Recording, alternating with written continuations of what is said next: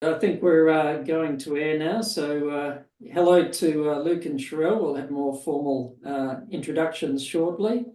Thank you to all the team behind the scenes who have made this ready today. But this is really great. We've got about 200 people registered for today's webinar about mindful parenting and, of course, caregiving as well, because some people are in roles of looking after children and may not see themselves as parents, but certainly caregivers.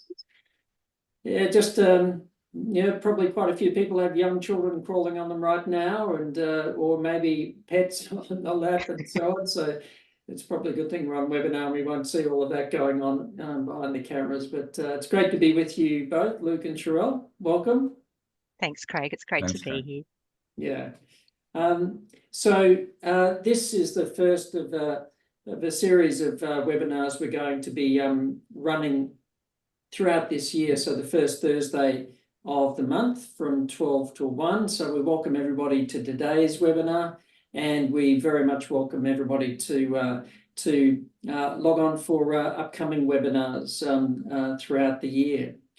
So this first one is a topic, I think, which is close to a lot of people's heart for lots of different reasons. So we've got two wonderful experts in lots of ways to talk about mindful parenting today. Luke Smith, a neuropsychologist, Sherelle Connaughton, who's a psychologist as well. Both got PhDs, MDs, but you're not here so much for your academic qualifications as for your outstanding expertise as mindful parents. Now, we're going to, of course, discuss how being a mindful parent is not about being perfect all the time. So it's about being human in possibly one of the most demanding kinds of jobs we're ever given in day-to-day life. So we're going to be hearing and also about, we'll come to it later on, but about the wonderful course that the two of you have put together, which I think a lot of participants today will be very interested in. So welcome to you both. Perhaps just say a little bit, Luke, just by way of introduction first, perhaps a little bit about yourself and why have you got an interest in this area?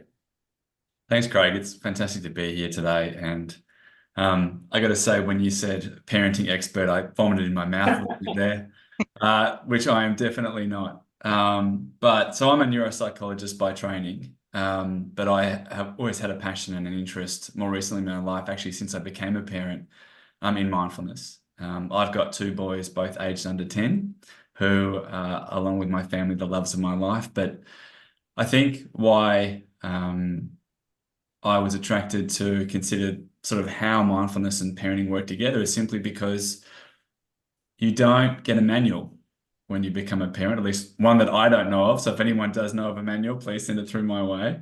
There's probably a few books that have been written on the subject. That's right.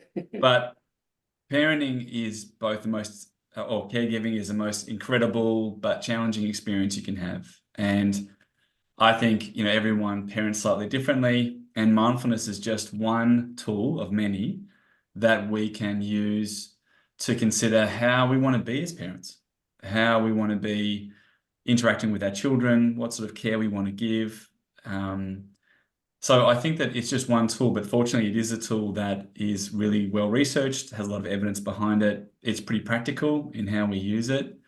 And I have found both personally and professionally, both as a neuropsychologist and as a parent, it to be incredibly useful, incredibly rewarding, and maybe uncomfortable sometimes when you realize some of your own habits you carry around as a parent. We'll come to your habits shortly, Luke. Yeah. So that's definitely why I became interested in the area. Yeah. Yes. Sherelle, what about yourself?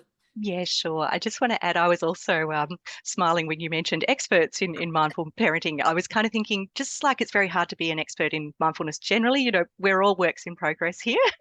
We've been learning, we've been looking at the research as well. So we've got some ideas that we know that can help a lot of people, but each family is different and unique, and each child has individual needs that you kind of need to really tune into. And that's where the mindfulness comes in. But for me, my journey definitely started in mindfulness generally as a young adult. adult, sort of, 30 years ago. So well before I became a parent. So it was something I'd always been doing. And just to share a little aside, I had a really regular practice. I'd do sort of, a half an hour meditation. I'd do an hour and a half of yoga every morning. I'd do breathing practices. I'd do meditation again at night. And I'd been doing that for 2 decades. And then I had my first child, and the routine had just kind of, well, where do you have time to do this when you've got a newborn? And I really had to restructure my mindfulness practice around my parenting. And it very much brought me into, it's not just the sitting and the meditating, it is being mindful in the present moment, whatever that is throwing up at you in the family situation.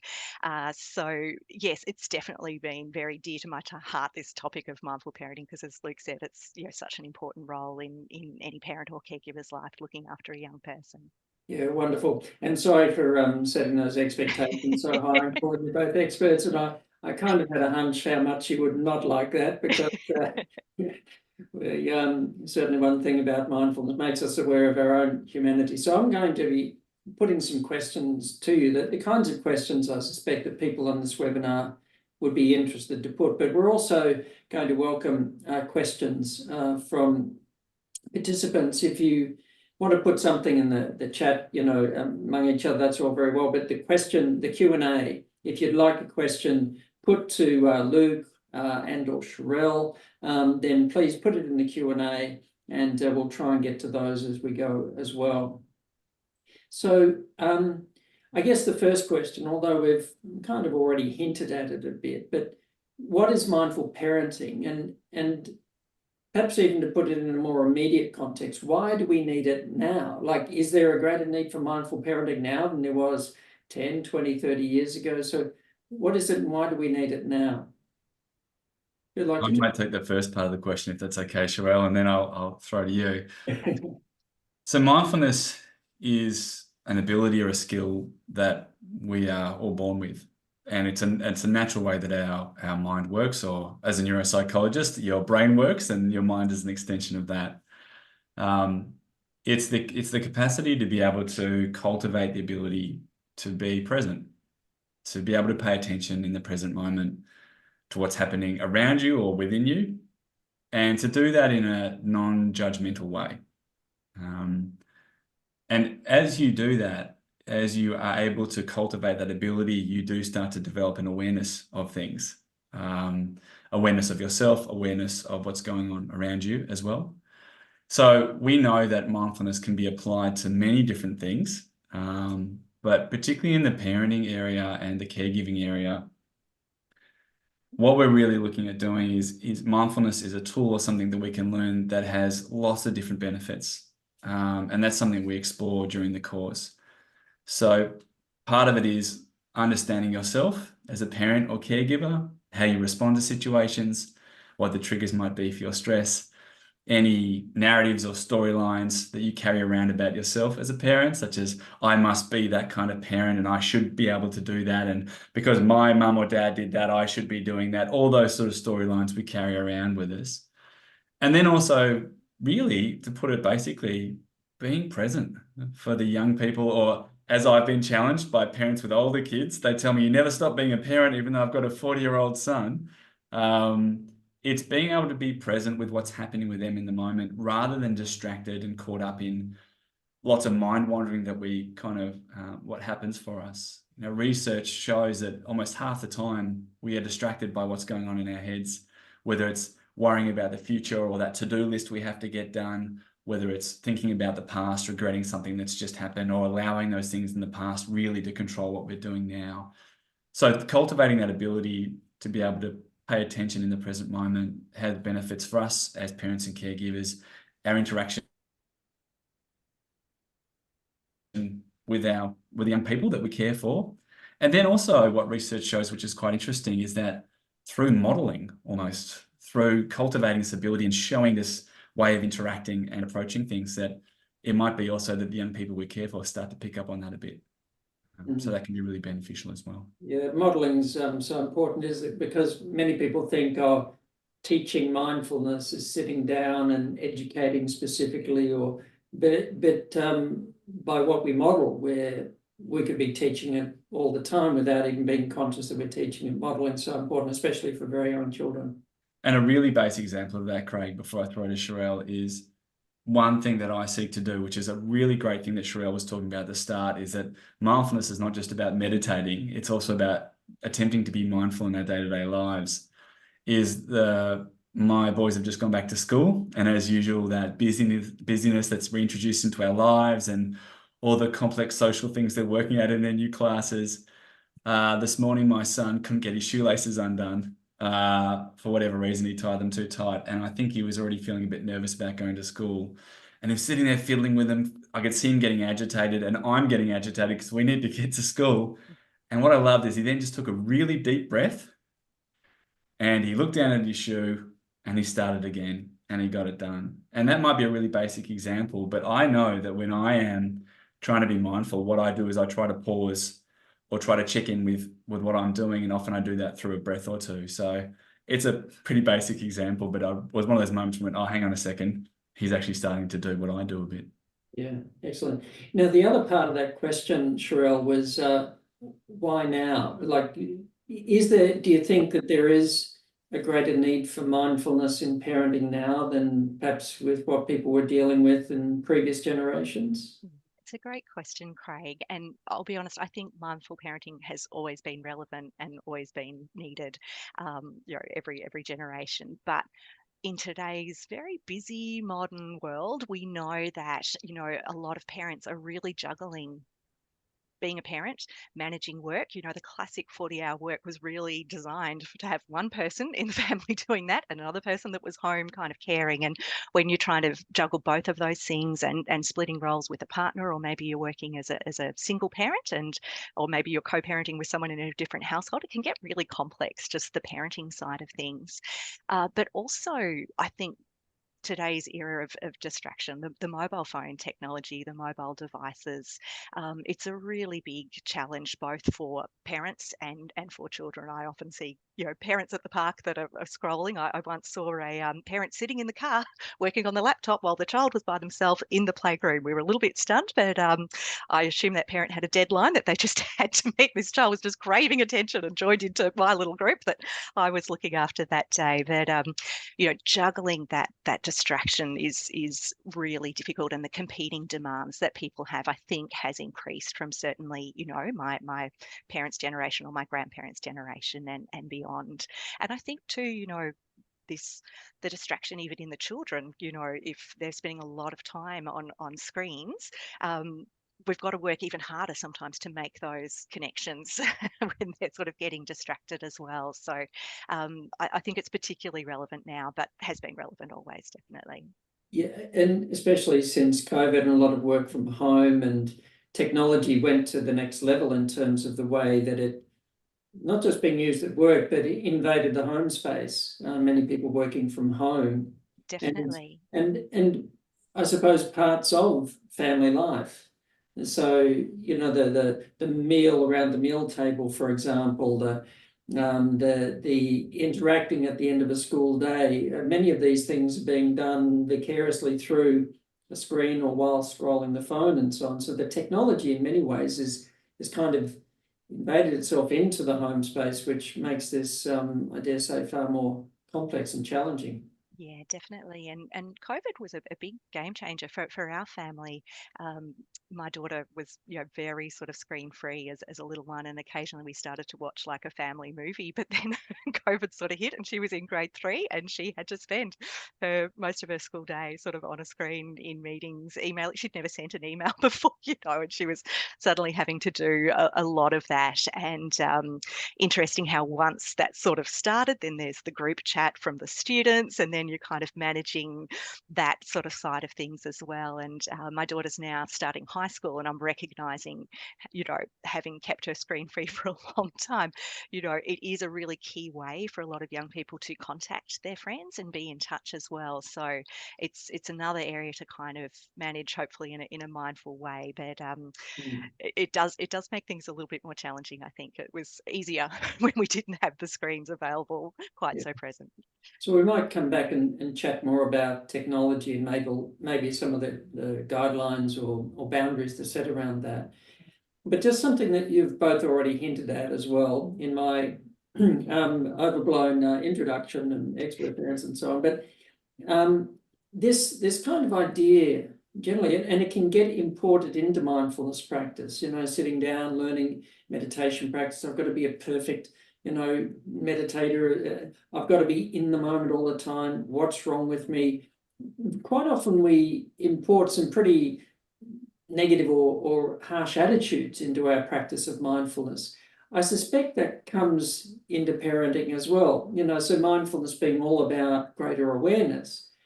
But all of a sudden we start to notice our reactions, we start to notice our habits, etc. And we might see stuff that we don't necessarily like or find particularly comfortable. So is being a mindful parent about being a perfect parent, or is it being about an authentic parent, or just learning to be more human and gentler with ourselves rather than harsher with ourselves?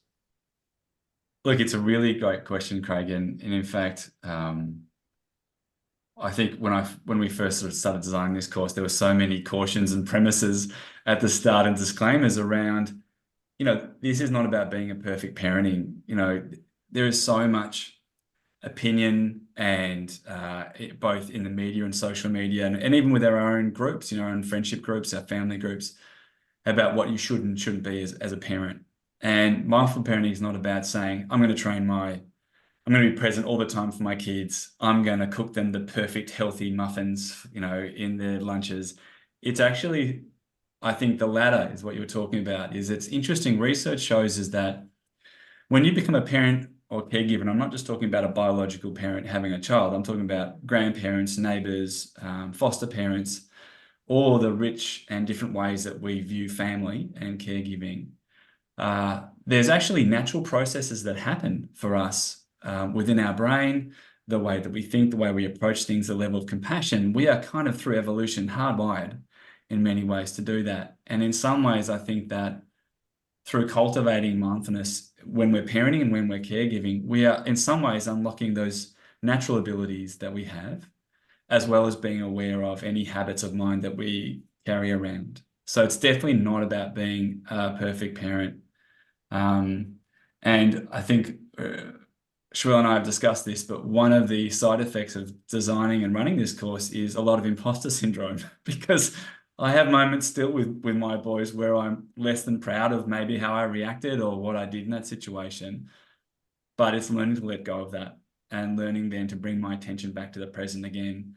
And as I said, it's not just about the benefits for the young people we care for or the older people we care for, but it's also benefits for ourselves, about understanding ourselves. I remember there's a great Bluey episode, which is one of my favorite shows when the boys were younger, where Chili the mum goes to a parents group, a mum's group, and her daughter is bum shuffling rather than walking at the time, and she starts comparing herself to the other parents and the other kids, and what am I doing wrong? And so that normal judgment that we have, and then fortunately in the end, all that stuff doesn't matter. So I think we have to be really careful actually about being perfect parents and maybe considering ourselves just to be good enough.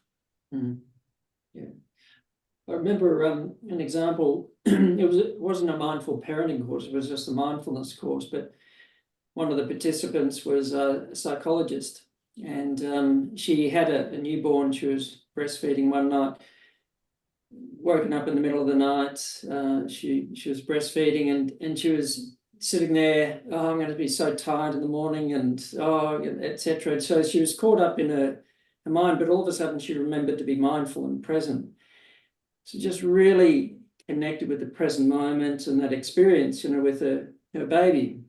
All of a sudden she said what was irritation, frustration became a sense of love and connection with her baby. But what she said next was very interesting.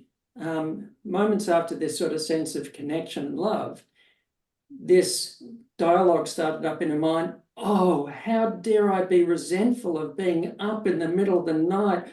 Oh, I'm a terrible parent for and it was like a play on another mental commentary. And in many ways, that seemed like the next step into mindfulness was to actually be aware of diving into that commentary of self-criticism, etc. Sherelle, you got any reflections on that, because we can go from being mindful to being unmindful back and forth very quickly. Very, very quickly, definitely. And I do love the commentary on top of the commentary. I mean, our mind is just so beautifully creative and can do so many different things that we do need to just stop and pause, as Luke said before, and just come back to, okay, what does my child need right now in this moment? And what do I need right now in this moment as well? And I think, you know, for me, it's not that perfection. It's very much the authenticity and finding that connection. And it's not that we can be 100% connected every minute of the day. We need to do things. Children need to be independent. They need to kind of learn, okay, I'm coming back to Bluey. There was an episode where mum just needed 15 minutes, just 15 minutes. So, and teaching some of those boundaries. I see a questions come up a bit about boundaries for older children as well, that, you know, we want to encourage our children to be more resilient. You know, we can't help them every challenge that they kind of have. We need to find some space. But, you know, those very little ones, you know, those babies when they're crying, it's an unmet need there. You know, when frustration happens, when the child's struggling and getting frustrated and grumpy, there's an unmet need there. So we need to really stop and tune into, you know, what is that? And usually it's a need for connection just underlies it almost all the time. Sometimes there's anxiety and other things as well going on. It might be anger, but if the child is feeling connected, then all of that just settles and moves into, you know, okay, I'm frustrated about this, but I can manage it, you know, as Luke gave with his example with the shoelaces before. It's this is difficult, but, you know, for him, he was actually able to just do it himself, reconnect with himself and breathe. But I think for some children, particularly younger children, they need that presence of a caring adult that can just help. You've got to be the calm in their storm when they're feeling anxious, upset, frustrated. You know, you're adding to that doesn't help at all. So very much, you know, watching your reactions and what the child needs at that time, I think, is key. Yeah. Now there are some questions that have popped up in the Q&A, so we might just have a look at one of those now. So Kim, my offspring turned 18 last year, and the relationship transition has been interesting as society considers them an adult. I do try to be mindful, but I may be overthinking it as my communication seems unclear to them. My question is, what boundaries do you recommend for older kids? I think it's a really good question. And, you know, when we talk about parenting, which we touched on before, or caregiving, is that it doesn't discriminate based on age. You know, you could have a one day old, and you could have, such as for Kim, you know, a child transitioning into adulthood. And I guess that the sort of premise of mindful parenting, when you look at how we use it, it's not to say that there's any one way to parent. So, for example, with mindful parenting, you wouldn't necessarily say, well, these are the key boundaries you need to set in place, Kim, to have perfect success in what you're doing as a parent. You know, part of what we talk about is that as our relationships change with our kids due to circumstance or due to them getting older or us getting older, it's about practicing that awareness or bringing our attention back to the present moment. There's an awareness that grows from that. So it might be that, for example, as your child is getting older, you notice that the same way you used to communicate with them doesn't work as it used to. And therefore, you might actually then consider experimenting with different ways of communicating. And then what the mindfulness will be able to do if you practice it, and this does take time, by the way, we're not talking about something you can just do overnight, is that you may then notice their nonverbal reactions to the way that you're now communicating with them, whether they're showing you they're listening and paying attention to what you're saying, or whether they're switching off really quickly. You may also then notice how you're reacting to them, whether you feel like your communication is cutting through or whether it's authentic enough. Because when you're experimenting with new ways of communicating with your kids, like, it is an experiment, and mindfulness is a vehicle through which you can then judge your own reactions, their reactions to it. One of the really things that struck home with me, one of those really clear things when you distill all these things down, and Sherelle touched on it before, is that mindfulness can cultivate our ability to respond to a situation rather than react.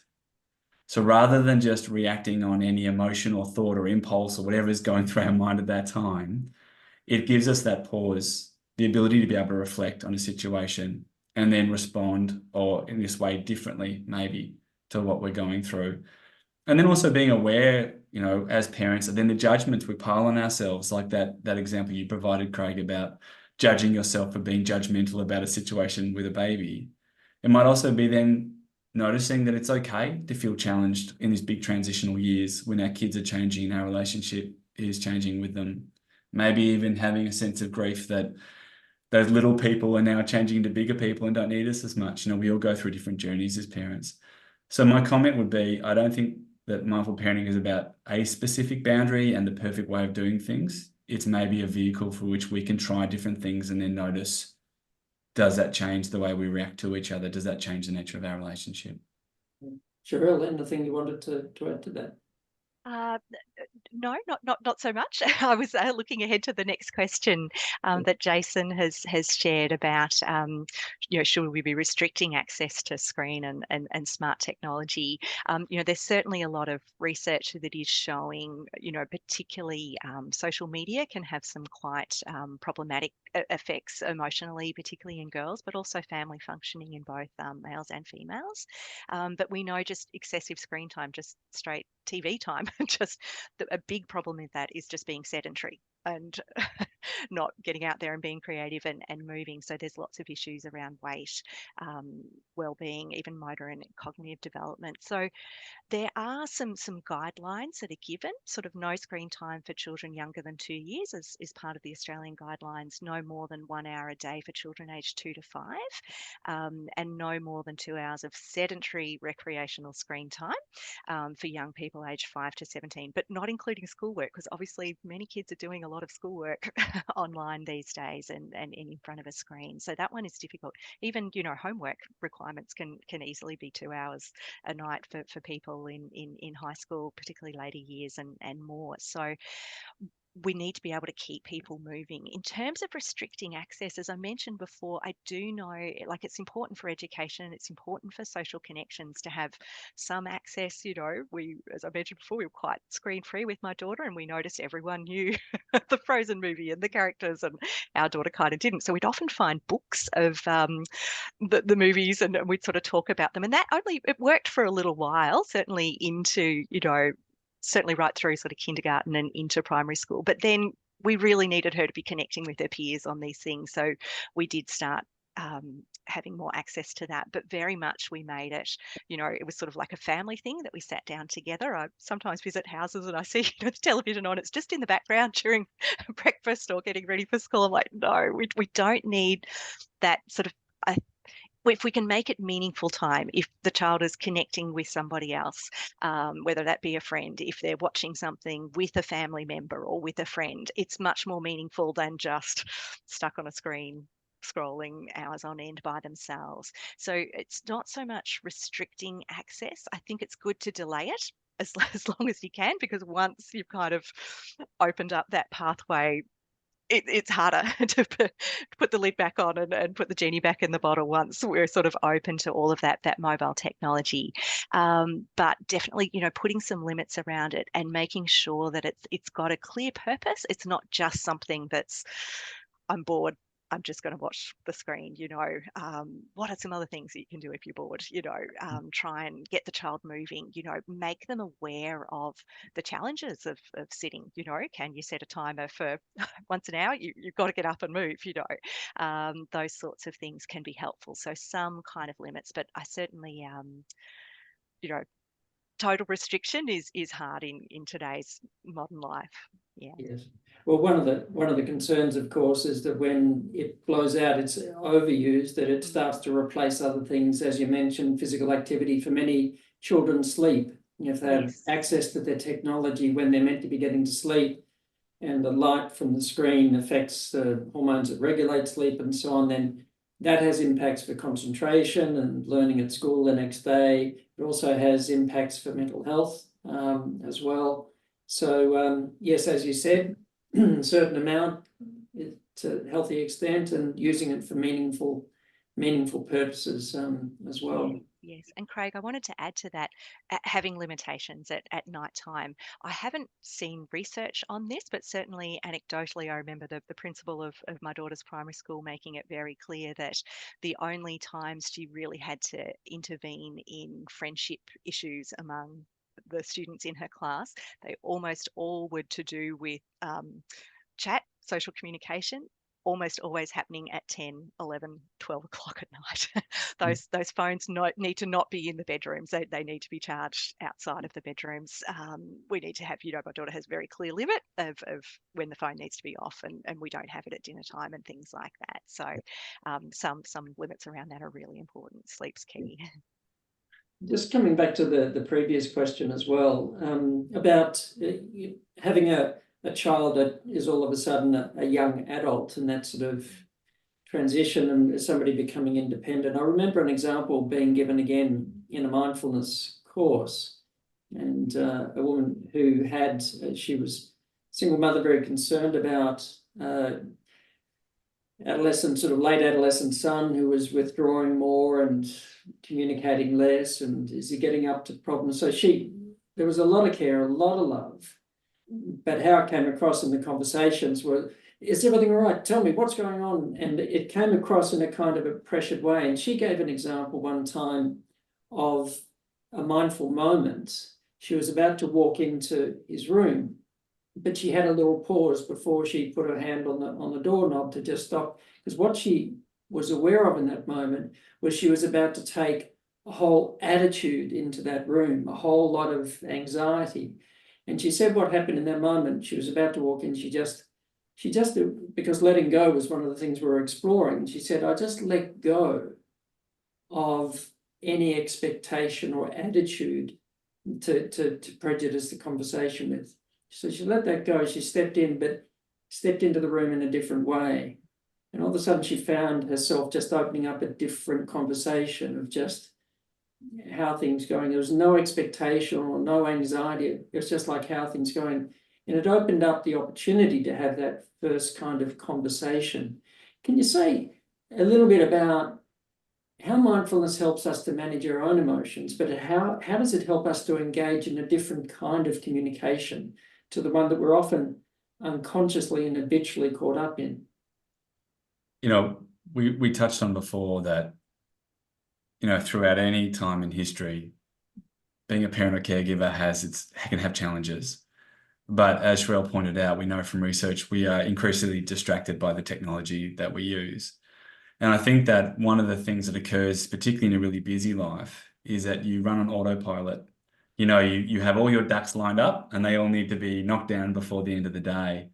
And I think in some ways we can take that habit into the way when we're interacting with our kids. We can just go into autopilot, which means we're really not necessarily paying attention. I think my son calls it download listening. That's the term he likes to use when people are going to assume he's about to say something because maybe that's what he said in the past.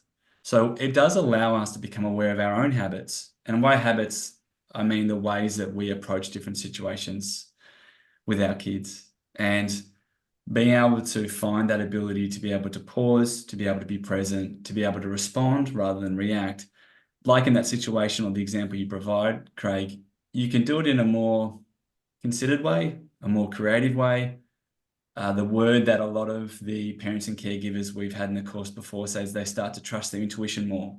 So as all the chatter starts to settle down and all the shoulds and coulds and worries start to settle a little bit, and you're able to be a bit more present by paying attention to what's happening, they start to trust their intuition a little bit more, that other way that we can think and feel our way through situations.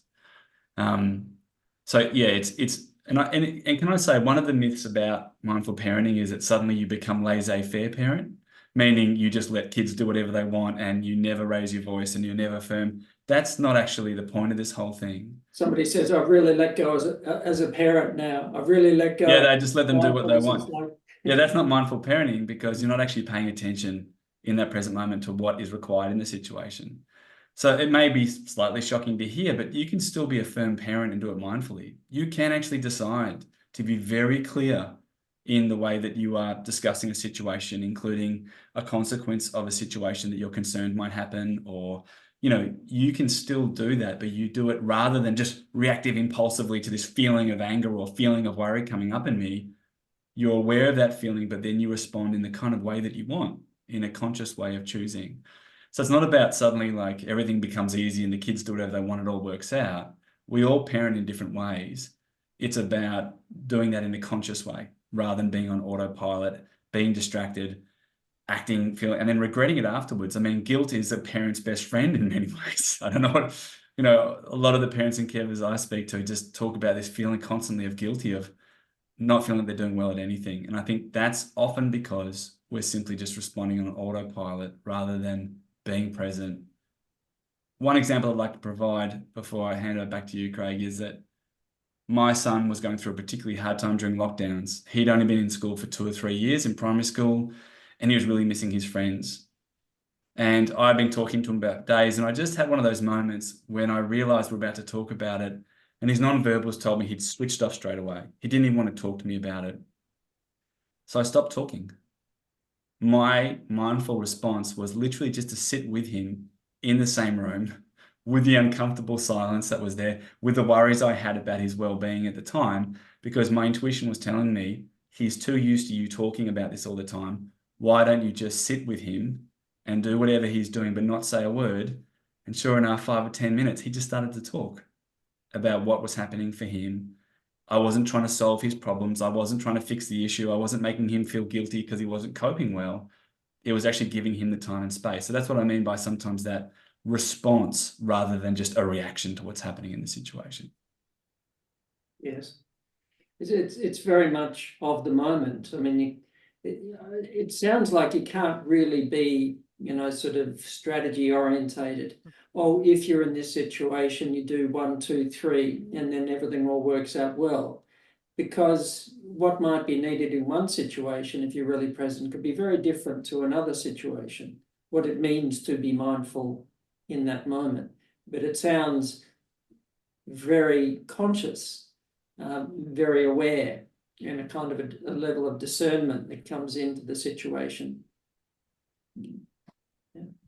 That's definitely key, Craig. And coming back to Kim's question, I think you addressed that really well with your example, and Luke then as well, creating that space for the child to sort of, or the young person, it might be a teenager or a young adult.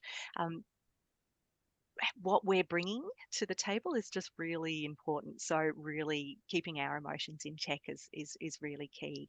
Something else I found sometimes is, there might be a problem to sort of come into the room and sit down and, talk in the room is sort of one thing, but, maybe it's it can feel a bit confronting. It's kind of where I've come in here because we're going to talk about this. I like Luke's approach of just sitting down and doing what they were doing. Joining in might work. I have found with older kids, my nephews when they were teenagers, and even with my grandmother when she was going through some difficult times, sometimes going for a walk. There's something about being side by side with someone, sometimes even driving in the car. Just one day, my grandmother really opening up about some family challenges she was experiencing, and I have a feeling that if we'd sat down face to face, that would be different. Another one was just washing the dishes, and my 18-year-old nephew started talking about some things that were sort of quite challenging. And it's like, yeah, we're side by side. One's washing, one's drying, and sometimes just being in someone's presence can be a great opportunity to sort of open it up, but we don't have to be, sitting down face to face to have that conversation. Sometimes there's something about side to side can work for challenging situations, I've found. Well, through art, people often describe, sometimes through drawing and something else can start to have a conversation and expression. So there are many different ways of exploring it. But I dare say we can relate to this ourselves when we were young. But sometimes if an adult sort of turns the attention fully towards you and like what's wrong, it's a very confronting thing because one may not know, like as a child or an adolescent, you're not quite sure. You can't, even if you've got a sense something's going, you're not able to put it into words very eloquently. And it's quite a confronting thing. That sort of self-consciousness makes it even more so. So I dare say sometimes the mindful thing is just to just give a little bit more space and to approach it in perhaps a different, more creative way. And definitely, as the people we're looking after are getting older, I think that's really key. We need them to be taking the initiative, letting us know when they just need a listening ear, when they are actually wanting some problem solving, not just diving in and trying to fix everything. You can easily miss what the issue is if you dive in too quickly. Yeah. With with everything these days, and a lot of things in relation to mindfulness, is it just a matter of people saying things or teaching things in mindful parenting that kind of sound good, or in my experience, or is there also a body of research as well that kind of confirms that learning the principles of mindfulness can be helpful in any walk of life, but particularly can be brought to bear in parenting? So Yeah, absolutely. And I think that, as I mentioned at the start, in this world where we have so many opinions and experts about parenting, that having the confidence of whatever we're learning has some evidence that it's going to have benefit to ourselves, to our families, the young people we care for, our relationships. So within research, the research field now, there's been some really big meta-analytic and review studies, which is where they take lots of smaller studies and take big data sets, apply some quality criteria to the data they're getting, and then analyze it. And there's definitely consistent outcomes that they show that are benefits. But what I also like about the research, which is where there's not too much bias and they're not trying to sell too much, is that they also say what mindful parenting won't do, which I think is really important too. And I think particularly when we're faced by really challenging periods in our life, whether as parents or in the background when we're parents and caregivers, we are looking for the magic fix. We are looking for the top 5 strategies that will solve all my parenting issues. Mindful parenting is not about that. It's about a general skill set we can learn that we can then apply flexibly to different situations. So, for example, it does show that it does, hopefully, and it does, increase our capacity to be mindful parents. And what I mean by that is being present more often with our kids. It does appear to improve communication, particularly also emotional communication, the way we respond to each other emotionally. It does appear to show that modeling behavior, where we are modeling how we work with our emotions, how we work with our thinking and our challenging situations. That modeling does seem to transfer, which is fantastic.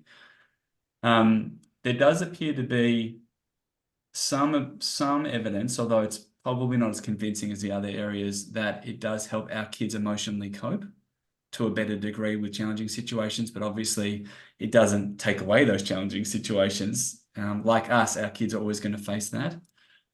The research shows that there isn't evidence to say that learning mindful parenting will then improve our spousal partnerships or our partnerships, or those if we're co-parenting with other people.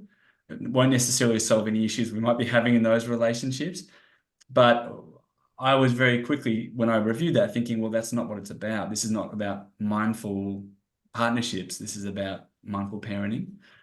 And what I'd also say is that most of this research shows that the effects of these things are mild to moderate.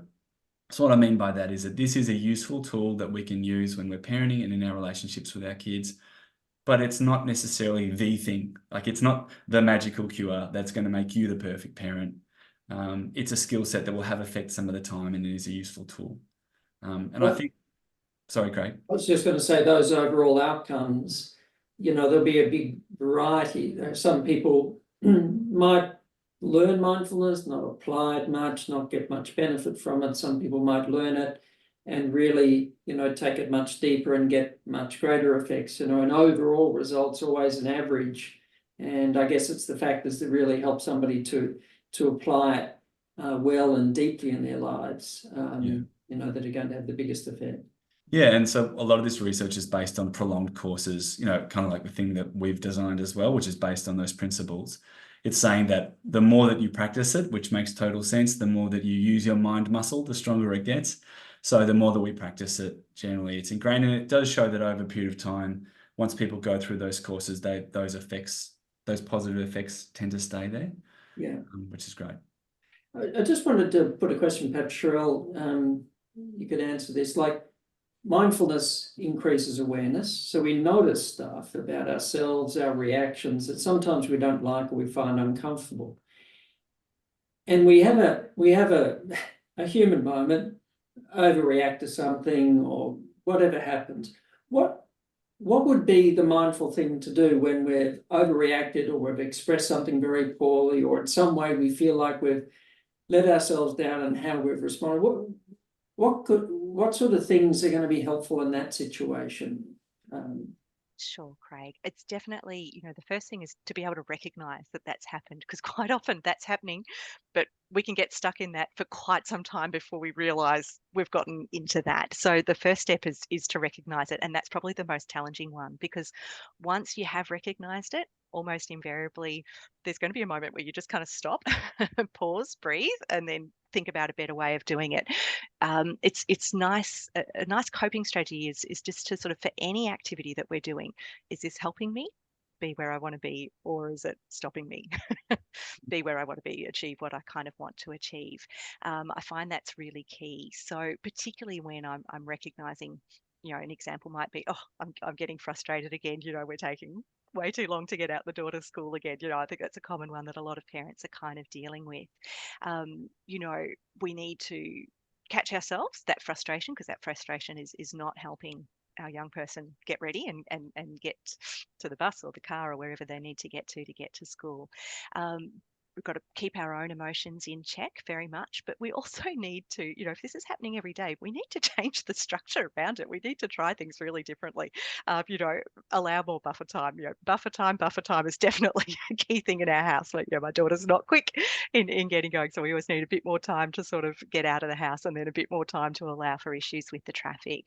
But when we recognise that, we really have made a mistake here, and we've gotten overly frustrated or something like that, I think it's really important, as you said, we're having a human moment, recognizing this is a human moment.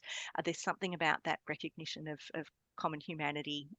Kristen Neff's work around self-compassion, mindfulness combined with common humanity can really just help us settle and take a moment. Okay, really frustrated, but I can do this. I can do this differently, and just sort of reset and keep moving is really key. Yeah. Because, we often think on mindfulness so much about attention and being present and so on, but always underpinning it is this kind of attitude of gentleness, the kind of compassion with which we notice the things we're noticing for ourselves and for others. And again, role modeling that for our child. So when they're having difficulty with something, what can they do? Can they reset? Oh, we all have trouble with our shoelaces sometimes. I'm just going to try that again. It's a really important skill, this just being able to pause, and as Luke summarised so nicely before, this idea of responding in a more thoughtful way rather than just emotionally reacting to the situation is key. Right. Well, we're just about drawing to, we've got just a few minutes to go. And look, honestly, I could keep throwing questions to you two all day. And there'll be a lot of people on this webinar today, this seminar, who would love to learn more as well.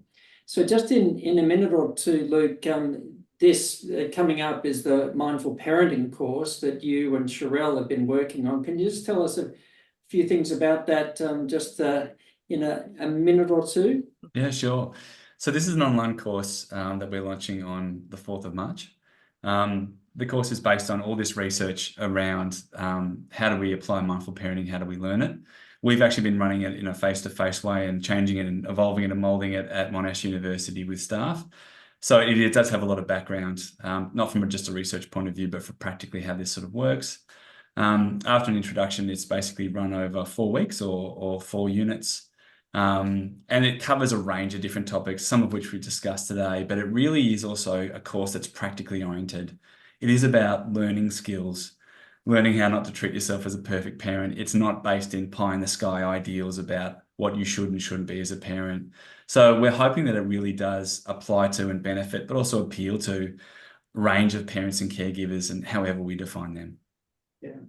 Well, I do highly commend this course, not just because all the evaluation that's come in from the people who've already done it, but for because of everything I know about you, Luke, and you, Sherelle, that you very much, walk the walk. You just don't talk the talk. You can bring so much to what you do every day in your work. So thank you both very much for sharing so much today. Thank you to everybody who joined the today's seminar. The next one's coming up on March 7, so again at midday. Kevin Berryman, and so he's a Buddhist monk, but he's also doing a PhD here at Monash with a particular focus on does meditation help us to make us more moral or ethical people, or doesn't it? So we're going to be exploring some rather big questions next time. So thank you both once again, Luke and Sherelle. Thank you to all our participants today. We'll look forward to seeing you in the next seminar. Thanks, Craig. Thanks, Craig. It's been a pleasure.